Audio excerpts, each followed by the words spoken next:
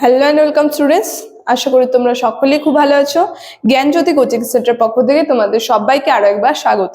তো আমি মীরা ম্যাম, আমি আজকে তোমাদের সেমিস্টার থেকে বাংলা বিষয় থেকে আবার একটি নতুন টপিক নিয়ে চলে এসেছি। আজকে আমি যেটি নিয়ে আলোচনা করব সেটা হচ্ছে রূপক অলংকার। ঠিক আছে, এই রূপক অলংকারের সংজ্ঞা, উদাহরণ এবং বৈশিষ্ট্য সহ কিন্তু আজকে আমি আলোচনা করব এবং তোমাদের বুঝিয়ে দেব।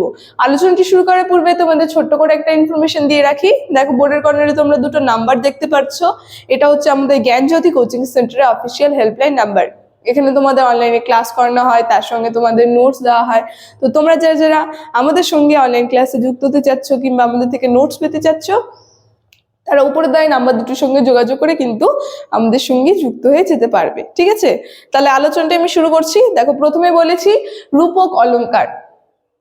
এই যে দেখো, সংজ্ঞার জায়গাটা আমি গ্যাপ রেখেছি। সংজ্ঞাতে আমি কিছু লিখিনি, সংজ্ঞাটা আমি মুখে বলবো, তোমরা তখন একটু লিখে নেবে। আমি মুখে বলার সাথে সাথে তোমাদেরকে একটু বুঝিয়ে দিচ্ছি। ঠিক আছে, প্রথমে সংজ্ঞাটা তোমরা লিখে নাও যে যে অর্থালঙ্কারে উপমেয়কে উপমানের সঙ্গে তুলনা করতে গিয়ে এই দুটির মধ্যে অভেদ কল্পনা করা হয়।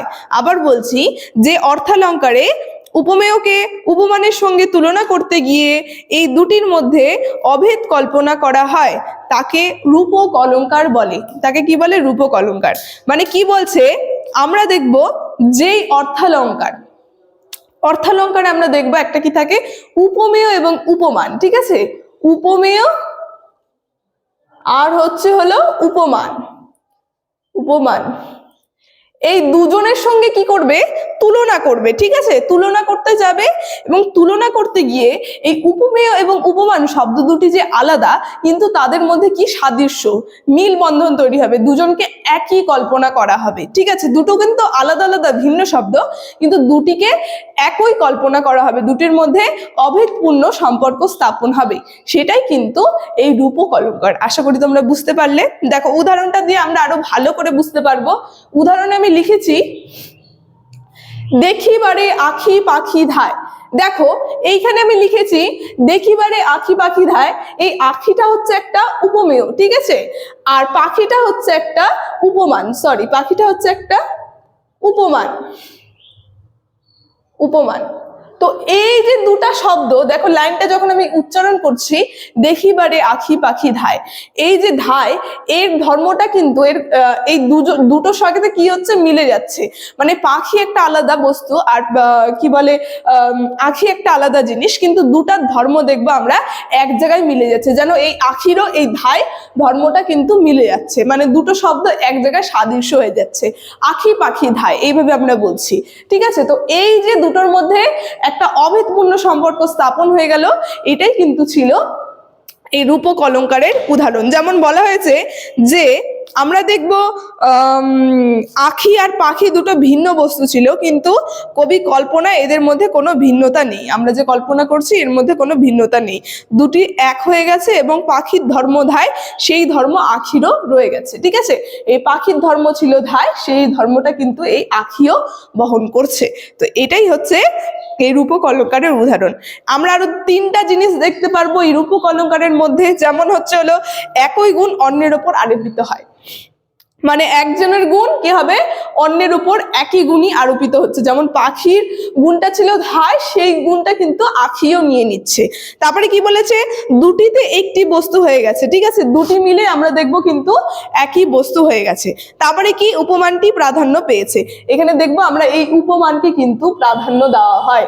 এই পাখির যে উপমানের যে ধর্মটা, এটাকে কিন্তু বেশি প্রাধান্য দেওয়া হয়। ঠিক আছে, তো এর কিছু বৈশিষ্ট্য আছে। ঠিক আছে, উদাহরণ সহ আমি তোমাদেরকে বুঝিয়ে দিলাম। এখন এর কিছু বৈশিষ্ট্য আমরা দেখে নিই। আমি 4টা বৈশিষ্ট্য নিয়ে আলোচনা করব, তোমরা একটু লিখে নিবে খাতায়। ঠিক আছে, দেখো, প্রথম বৈশিষ্ট্যতে বলেছে এই রূপক অলংকারের প্রথম বৈশিষ্ট্য হচ্ছে, 1 নম্বর দিয়ে লিখবে, রূপক অলংকারের দুটি বিসাদৃশ্য বস্তুর উপমেয় এবং উপমানের মধ্যে অভেদ কল্পিত হবেই। ঠিক আছে, আবার বলছি, এক নম্বর বৈশিষ্ট্য, রূপক অলংকারে দুটি বিসাদৃশ্য বস্তু উপমেয় এবং উপমানের মধ্যে অভেদ কল্পিত হবেই, মানে দুটোর মধ্যে অভেদ, মানে দুটোর মধ্যে কোনো ভেদাভেদ নেই, এটা কল্পনা করা হবেই। ঠিক আছে, 2 নম্বর বৈশিষ্ট্যতে বলেছে যে এই অলংকারে সাদৃশ্যবাচক শব্দ থাকে না। ঠিক আছে, এই অলংকারে আমরা দেখবো সাদৃশ্যবাচক, এটা কিন্তু সাদৃশ্যবাচক শব্দ না, মানে মিল শব্দ না, দুটো কিন্তু আলাদা আলাদা শব্দ, কিন্তু দুটো কিন্তু মিলে যাবে। তাই বলছে এই অলংকারে সাদৃশ্যবাচক শব্দ কিন্তু থাকে না, কিন্তু দুটোকে কি করা হয়, মিল, মানে কল্পনায় তাদের মধ্যে কিন্তু মিলবন্ধন ঘটিয়ে দেওয়া হয়। 3 নম্বর বৈশিষ্ট্যতে তোমরা লিখবে এই অলংকারে উপমানকে লক্ষ্য করে ক্রিয়াপদ সংযুক্ত হয়। 4 নম্বর বৈশিষ্ট্যতে তোমরা লিখবে এই অলংকারে উপমেয়ের থেকে উপমানের গুরুত্ব বেশি। ঠিক আছে, দেখো আমি এখানে বললাম এই যে উপমেয়, এর কিন্তু গুরুত্বটা কম, এ কিন্তু মিলে যাচ্ছে এই পাখির সাথে, তো উপমানের গুরুত্বটা বেশি, কারণ এর ধর্মটাকে কিন্তু আখিও গ্রহণ করে নিচ্ছে। ঠিক আছে, তো এটাই ছিল রূপক অলংকারের বৈশিষ্ট্য। ঠিক আছে, তো আজকে এই রূপক অলংকারের সংজ্ঞা, উদাহরণ এবং বৈশিষ্ট্য নিয়ে আলোচনা আমার এতটুকুনি ছিল। আশা করি তোমাদের কিছু হলেও বোঝাতে পারলাম। আলোচনাটা আমি এখানে শেষ করছি। ভিডিওটি ভালো লেগে থাকলে অবশ্যই like, comment, share and subscribe করে দেবে। Thank you.